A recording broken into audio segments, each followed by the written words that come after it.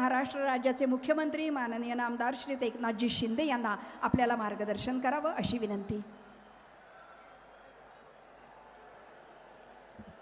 छत्रपती शिवाजी महाराज की जय भवानी। छत्रपती संभाजी महाराज की। आजच्या सुधीर भाऊंच्या प्रचार सभेला उपस्थित आपल्या आदरणीय प्रधानमंत्री महोदयांचं या ठिकाणी थोड्याच वेळात आगमन होत आहे। आपण सगळ्यांनी स्वागतासाठी सज्ज राहा। आज सुधीर भाऊंच्या प्रचार सभेला उपस्थित आमचे सहकारी राज्याचे उपमुख्यमंत्री देवेंद्र फडणवीसजी, आठवले साहेब, व्यासपीठावरील सर्व सन्माननीय मान्यवर आणि उपस्थित खासदार, आमदार आणि महायुतीचे सर्व पदाधिकारी। खरं म्हणजे आज प्रभू रामाच्या पदस्पर्शाने पावन झालेली ही भूमी आणि या भूमीवर प्रभू रामचंद्रांचा आशीर्वाद मिळालेले आपले जगामध्ये सगळ्यात नंबर 1 ची लोकप्रियता असलेले आणि यशस्वी प्रधानमंत्री नरेंद्र मोदीजी यांची सभा, पहिली सभा इथं होतीये। सुधीर भाऊ, आपण भाग्यवान आहात। आणि महाराष्ट्रामध्ये पहिला प्रचाराचा नारळ चंद्रपूरमध्ये फुटतोय। हा केवळ योगायोग नाही, तर ही विजयाची आपली नांदी आहे। आणि म्हणून मी सुधीर भाऊंना शुभेच्छा देतो। खरं म्हणजे या सभेला लोटलेला जो जनसमुदाय जो आहे, जनसागर आहे, आताही माणसं नजर पोचत नाही तिथपर्यंत बसलेत आणि जवळपास 5-6 किलोमीटरच्या रांगा लागलेल्या आहेत। खरं म्हणजे हा खऱ्या अर्थाने आज हा जनसागर उद्याचा गुढीपाडवा आपण या ठिकाणी साजरा करतोय की काय, अशा प्रकारचा जल्लोष या ठिकाणी आपण पाहतोय। आणि म्हणून असा जल्लोष आपल्याला 4 जूनला करायचा आहे, निवडणुकांचा निकाल लागल्यानंतर। खरं म्हणजे त्या दिवशी सुधीर भाऊ, आपण तर विक्रमी मताने विजयी व्हाल आणि आपण NDA आणि आपला पक्ष आणि मोदीजी दिग्विजयाची गुढी देखील उभारतील आणि मोदीजी पंतप्रधान म्हणून हॅट्रिक देखील लावतील। अशा प्रकारचा हा 4 जून आपल्याला साजरा करायचा आहे। 140 कोटी जनतेने मोदीजींना पुन्हा एकदा फिर एक बार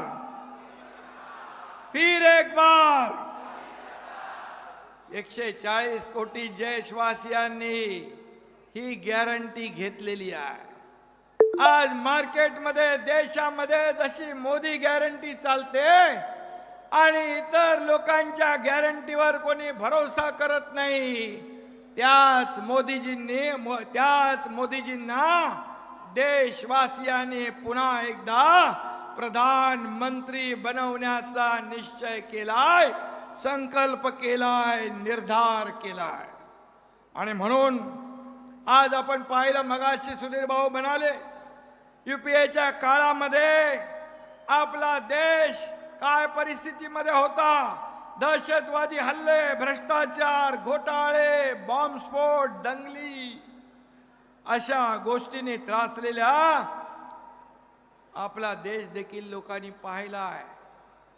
परंतु गेल्या 10 वर्षामध्ये मोदीजींच्या कारकिर्दीमध्ये एक विकासाचा जोश, उत्साह, जल्लोष या ठिकाणी पाहायला मिळतोय।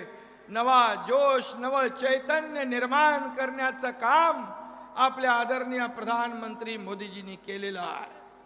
आणि म्हणून काँग्रेसच्या 50 वर्षाच्या काळात जेवढी कामं झाली नाहीत तेवढी आपल्या लोकप्रिय प्रधानमंत्री मोदीजींच्या काळात झाली.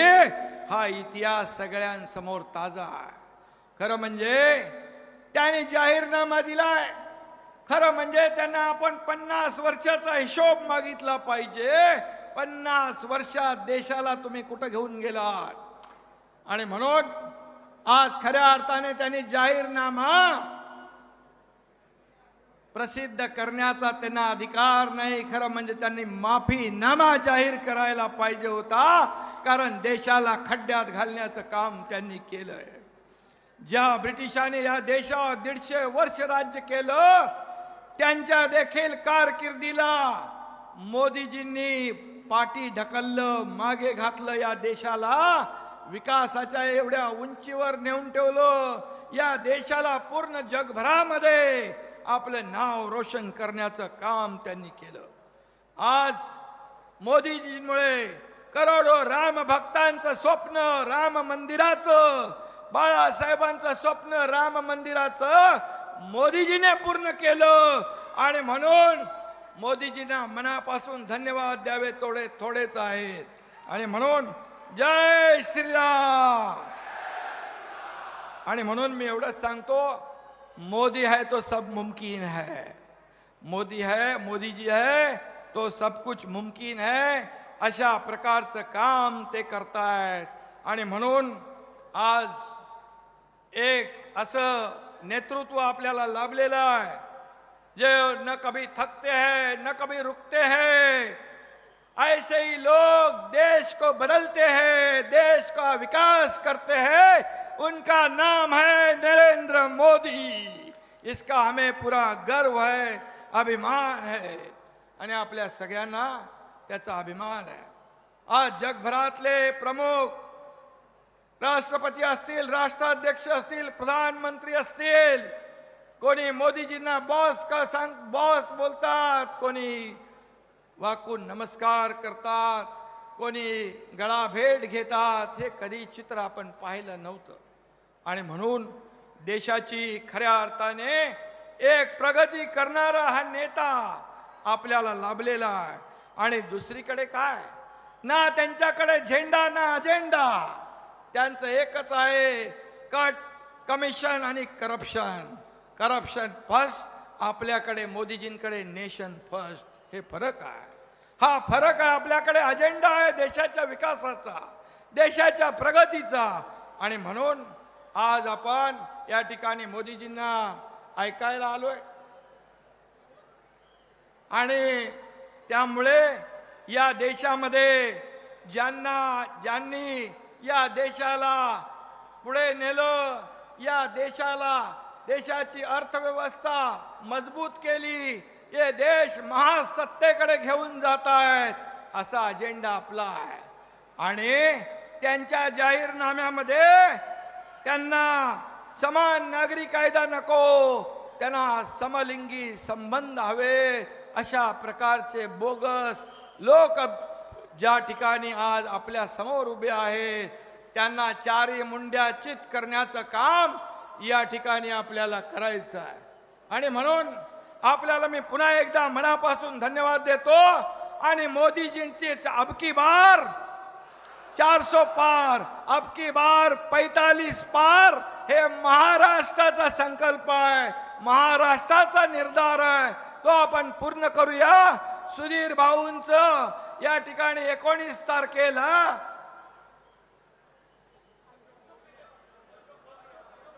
आणि अशोक नेते यांचा देखील 19 तारखेला कमळावरच्या निशाणीचं बटन दाबून आपण रेकॉर्ड ब्रेक मतांनी विजयी करूया. धन्यवाद. जय हिंद, जय महाराष्ट्र.